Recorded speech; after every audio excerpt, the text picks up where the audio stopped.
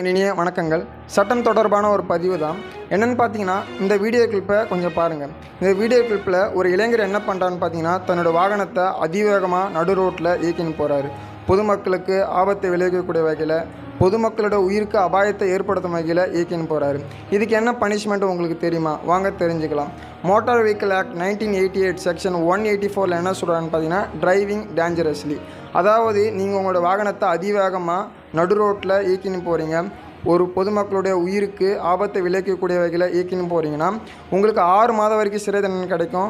அது மட்டும் கிடையாது, சில நேரங்களில் அந்த 6 மாதம்ன்ற சிறை தண்டனை 1 வருஷமாக கூட எக்ஸ்டெண்ட் ஆகிறதுக்கு நிறைய வாய்ப்பு இருக்குது. உங்களுக்கு அபராதம் கூட கிடைக்கும். சில நேரத்தில் இனடிமை கூட கொடுப்பாங்க.